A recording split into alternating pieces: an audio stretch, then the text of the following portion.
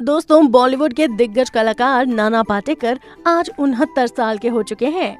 जनवरी 1951 में महाराष्ट्र के मदुरई जिले के मुरुद जंजीरा में पैदा हुए नाना पाटेकर ने 1978 में आई फिल्म गमन से बॉलीवुड में अपना डेब्यू किया था।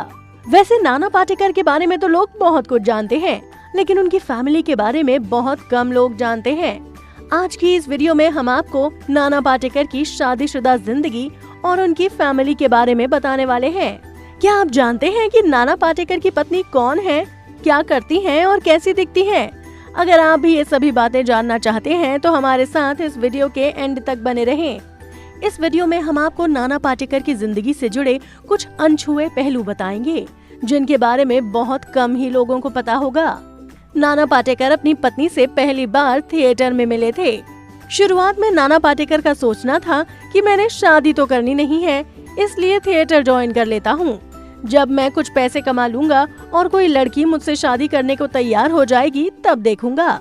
वहाँ पर उनकी मुलाकात नीलू उर्फ नीलकांति से हुई, जो एक बहुत अच्छी एक्ट्रेस हुआ करती थी और लिखती भी अच्छा थी। नाना बताते हैं कि उनकी पत्नी एक बैंक में ऑफिसर थी और 2500 रुपए महीना कमाती थी। उस वक्त मुझे शो के 50 रुपए मिल जाते थे और अगर मैं महीने में 15 शो कर लेता था तो मेरी कमाई 750 रुपए हो जाती थी। यानी कि मेरी और नीलू की कमाई मिलकर 3250 रुपए महीना हो जाती थी, जो बहुत थी। नाना की मुलाकात नीलू से थिएटर के दौरान हुई और नाना पाटेकर और नीलू एक दूसरे को अपना दिल दे बैठे। फिर दोनों ने शादी करने का फैसला कर लिया। नाना बताते हैं कि 70 के दशक में सिर्फ 200 रुपए में राशन आ जाया करता था, इसलिए हमारी बचत काफी हो जाती थी। हमने शादी पर सिर्फ 750 रुपए ही खर्च किए थे।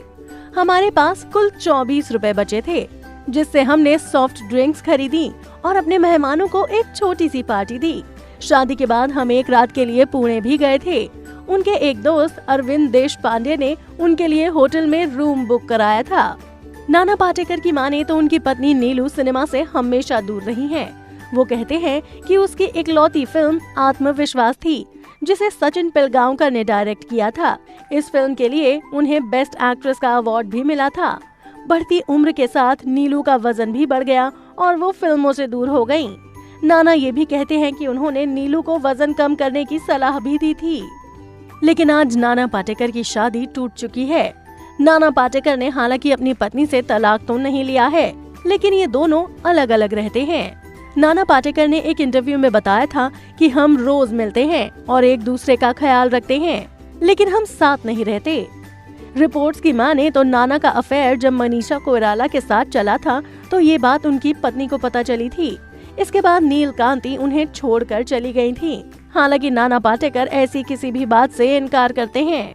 नाना पाटेकर की पत्नी दिखने में बेहद खूबसूरत है और वो खुद भी एक बहुत अच्छी थिएटर आर्टिस्ट और एक लेखिका रह चुकी हैं। वहीं अगर बात करें उनके बच्चों के बारे में तो नाना पाटेकर का एक बेटा है जिसका नाम मल्हार है। हालांकि मल्हार से पहले उनके बड़े बेटे का जन्म हुआ था, जिसकी मौत कुछ समय बाद ही हो गई थी।